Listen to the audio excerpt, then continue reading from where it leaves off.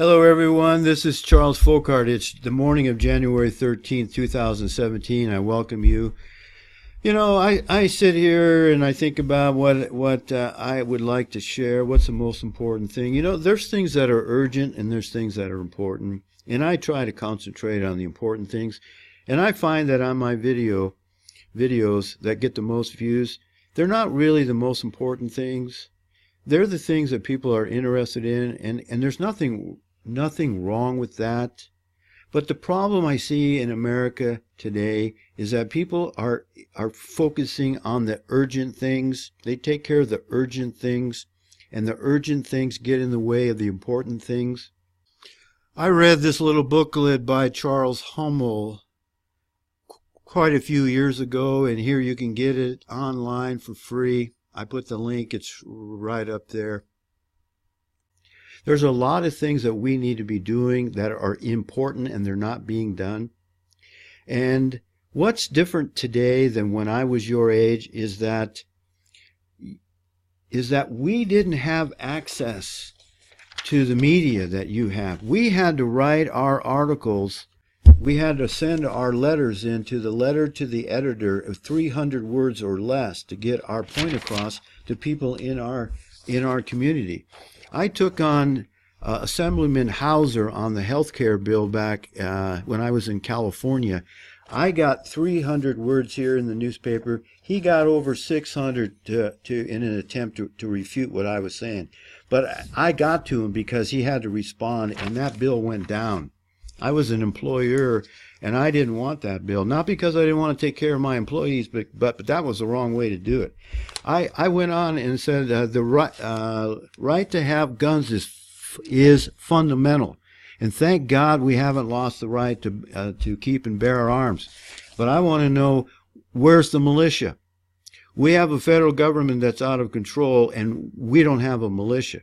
We should be forming militias in the states, and we should be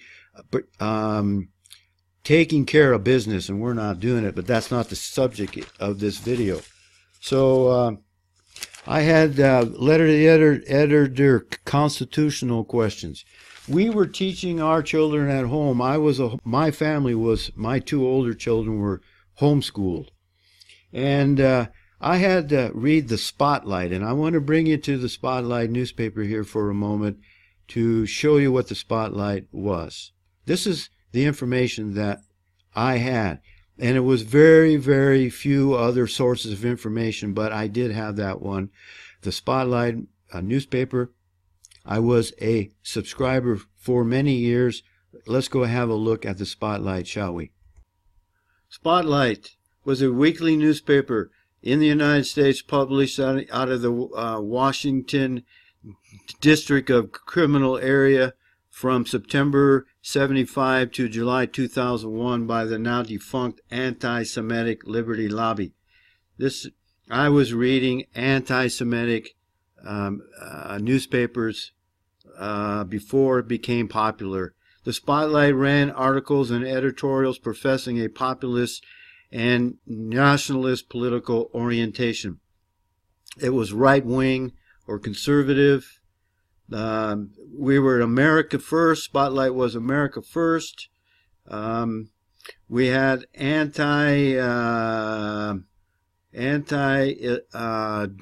company. People were going to Mexico to get their cancer treatments because it was illegal. They had they had articles on the Bible, taxes, IRS, the bankers, the Trilateral Commission, Council on Foreign Relations. We didn't know they were run as much as we do now. We wanted to go back and take another look at the JFK murder. The Spotlight was considered by the ADL to be for the publication for the fringe right, and of course it was anti-Semitic. I am proud to be able to tell you that I read anti-Semitic material for most of my adult life. And one last thing before we leave this, it also says that the publisher had a conspiracy theory of history. Well, I think we know now all these years later that his conspiracy theory of history is probably correct. Now, I want to take you here to a video I put up a while back, and it was November 30th. Anyway, I said, hey, why don't white productive workers general strike to eliminate the federal income tax? Got that idea out of a book by that Ayn Rand called Atlas Shrugged. I read that book 2 times. And that's what people ended up in her very well written book. And if you haven't read Atlas Shrugged, you really should. But I said, hey, you're paying income tax, all you young people. I don't pay federal income tax anymore, and I didn't like having to pay taxes all my life because I knew it was a scam. They're taking money out of you that you don't owe them, and you don't seem to care. All from you sooner or later because they own this fucking place. It's a big club, and you ain't in it. You and I are not in the big club. By the way, it's the same big club they used to beat you over the head with all day long when they tell you what to believe. All day long, beating you over the head in their media, telling you what to believe, what to think, and what to buy. The table is tilted, folks. The game is rigged. And nobody seems to notice. Nobody seems to care. Good, honest, hard-working people, white collar, blue collar, doesn't matter what color shirt you have on. Good, honest, hard-working people continue. These are people of modest means. Continue to elect these rich cocksuckers who don't give a fuck about them. They don't give a fuck about you. They don't give a fuck about you. They don't care about you at all. At all. At all. Yeah. You know? And nobody seems to notice, nobody seems to care. That's what the owners count on, the fact that Americans will probably remain willfully ignorant of the big red, white, and blue dick that's being jammed up their assholes every day. Because the owners of this country know the truth. It's called the American dream, because you have to be asleep to believe it. You're too interested on who's going to win the Super Bowl this next couple of weekends. I don't even know who's playing. I don't want to know. You people, you young people, you don't have an excuse. We had to use the newspapers to get our point across. You've got Facebook, you've got Twitter, you've got emails, you've got your smartphones, you can text people, you can organize. I really like what Andrew Anglin is doing, trying to do up in Whitefish. That's just a half an hour away from me. But he made the mistakes. He didn't plan it well enough. I'm hoping there's a lot of young people that are going to see this video, and they probably won't. But I'm going to speak it anyway because I think this is important. You need to think about your plan first in your head. Everything gets done three times. Once in the head, once in your mind, and we Caucasians, we can use our creative mind and we can develop the kind of world that we want to live in. What we've been doing is that we've been letting develop the world in our minds that they want us to live in. We're living in the world that they created because we've allowed them to do it. They've taken over the newspapers and the publishing houses and the television and Hollywood, and they're feeding our minds, and you're bringing the world, the illusionary world of the right into your living room and your bedroom and your entertainment room, and your children are watching it, and you're watching it, and your wife is watching it. And you wonder why the world is so messed up. You live in a created world. The point is, we can create our own world. Us Caucasians, we can create our own world. And then we put that world that we want to create, we put it down on paper and we make a plan. And you want to make your mistakes in your plan on paper first. You want to eliminate and think about the problems and the issues that are going to come up and how you're going to take care of those problems. I was a real estate developer. I would see a piece of property and I would say, well, this is the kind of project I want to do on that piece of property. And then I would go talk to the engineers and the architects and the mastermind concept, and we would work together and we would come up with a plan. The engineer would draw the plans up on paper. The architect would draw the plans up on paper. I would look at the plans and I would say, yeah, that's what I have in mind. And we made the changes that had to be made, and we tried to find as many mistakes as we could on the paper first.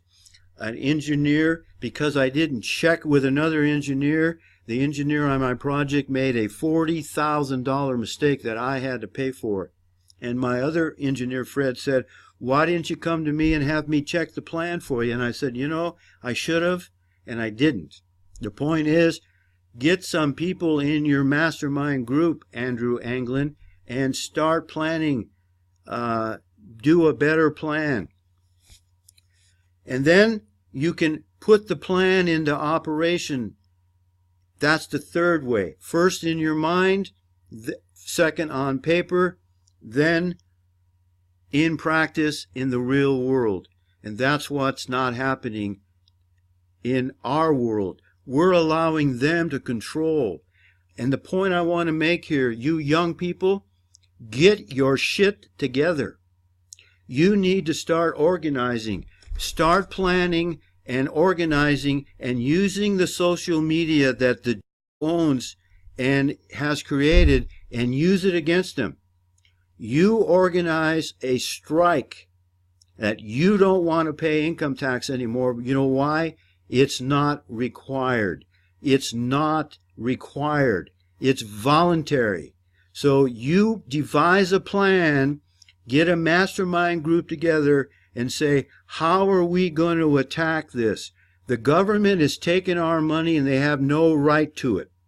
They should not be taking your money, and you should not be allowing them to take your money. You get that? Pick something. If you don't think it's the income tax, pick something else out. That would be an excellent place to start, in my opinion, because it's their weak spot. They can't show you the law. They're using the illusion that you owe federal income tax. And then they start taking it out of your check. That's how they do it, little by little. A little leaven the whole lump.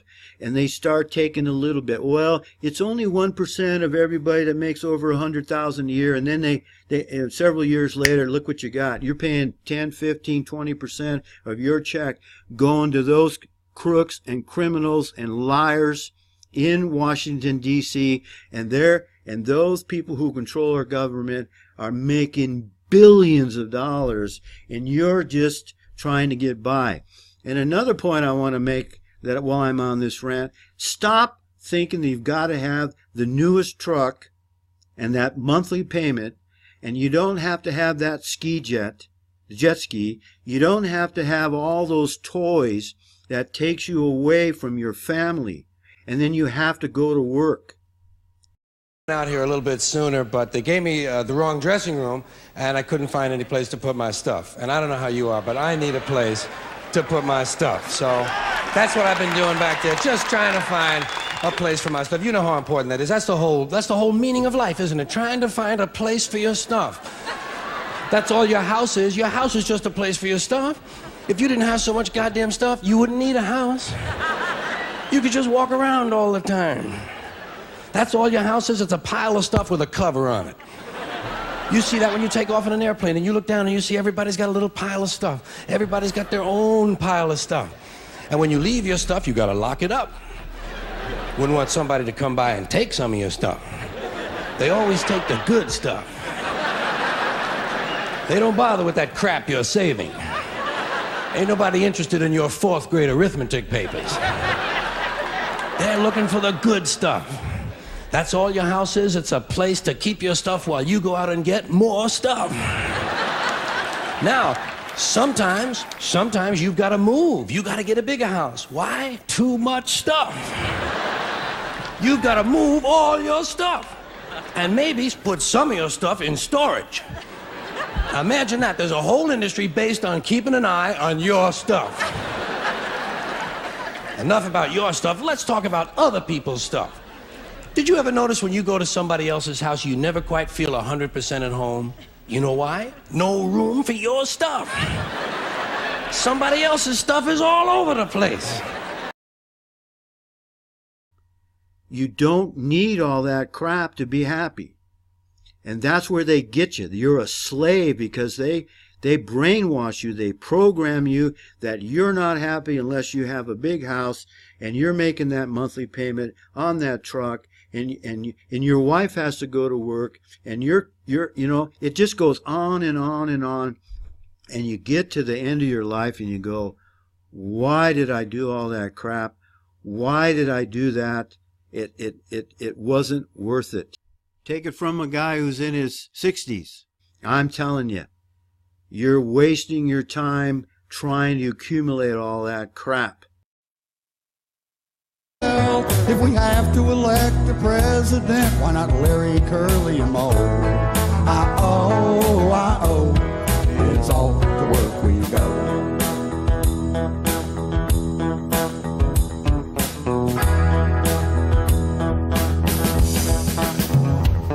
Success isn't measured by what we've done, only our material things. A big old house and a fancy car and all those diamond rings. Visa, Master, Discover, Shell, all those credit cards. And don't leave home without American Express. It makes spending your money hard. And for those of you who have a shiny degree plastered on your wall, we'll take it to the bank and see what it's worth when the stock markets start to fall. What's happened to that simple life, the one I love so well? It's long gone but not forgotten. This economy has gone to hell. If we have to elect a president, why not Larry, Curly, and Moe? I-oh, it's all to work we go.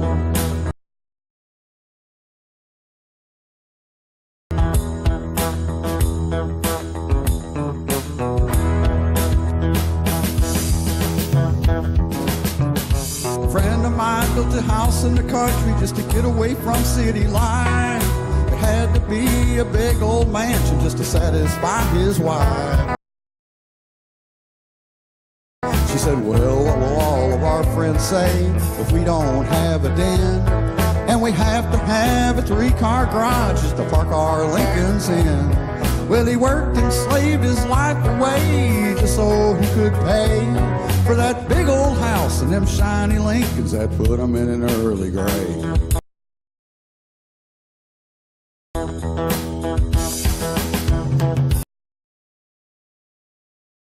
That's where we're all going to end up, folks. We're all going to end up in a hole in the ground, and we're all going to be right next to each other. That's where the body goes.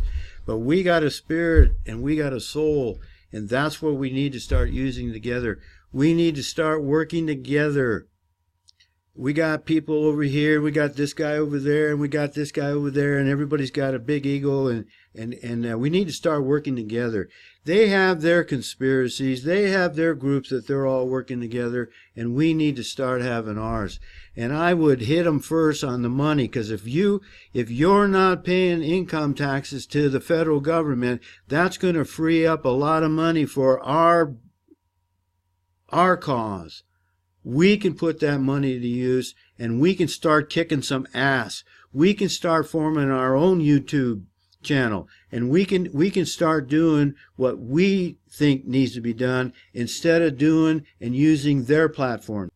And yeah, I'm angry. I'm angry at watching everybody. Not everybody. There's people that are doing a lot of work, but there's so many people that got their heads up, their posterior.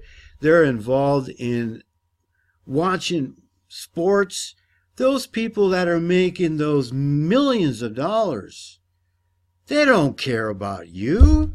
Why are you spending your time on Monday night and Thursday night and Friday morning now and Sunday afternoon watching 22 other men on a football field living their dream when you could be developing your own dream? I never got that. I never, ever got that. And that's why I never watched sports. Learn how to play an instrument. Take a walk with your children. Go to the park. There's a million things you can do besides watching those players that refuse to do anything for their own community. And I don't want to go there, but come on, people. Stop living in the world that they've created for you, because it's going downhill.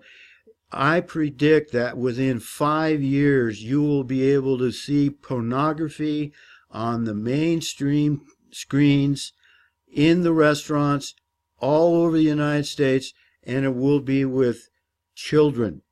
That's where we're headed, folks. And if we don't change the world that we live in, nobody else is going to do it for us. And my last word is to you young people. You don't have any excuses. You've got everything you need with all the social media to organize, and you've got your mind, you've got the ideas. You just need to start working together, and you need to start to plan, make a plan, decide what you want to do, make a plan, and then put your plan into operation. And work together. Get a mastermind group together and start the planning process now. And I guarantee you, we will kick ass. Thank you for watching, and embrace the love of the truth. And may God's grace be with us all, because we certainly need it. See you. Consumption. It's the new national pastime. Fuck baseball. It's consumption. The only true lasting American value that's left. Buying things. Buying things. People spending money they don't have on things they don't need. Money they don't have on things they don't need. So they can max out their credit cards and spend the rest of their lives paying 18% interest on something that costs $12.50. And they didn't like it when they got it home anyway. Not too bright, folks. Not too fucking bright.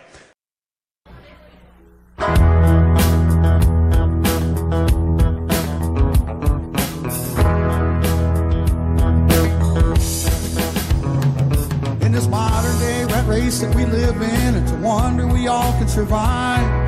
Trying to make a living each and every day, punching the clock from 9 to 5. Getting up every morning just to go to work our lives away, only to meet the financial burden of the bills we have to pay.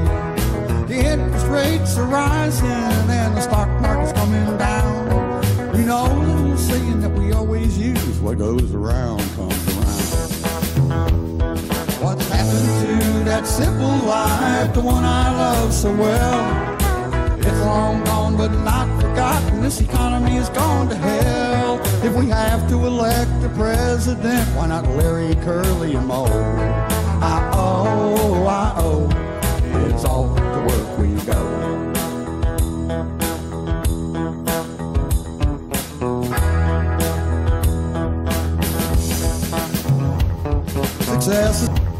Success isn't measured by what we've done, only our material things.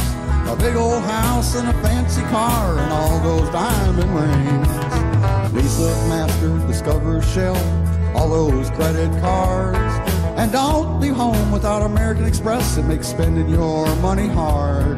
And for those of you who have a shiny degree plastered on your wall, we'll take it to the bank and see what it's worth when the stock markets start to fall.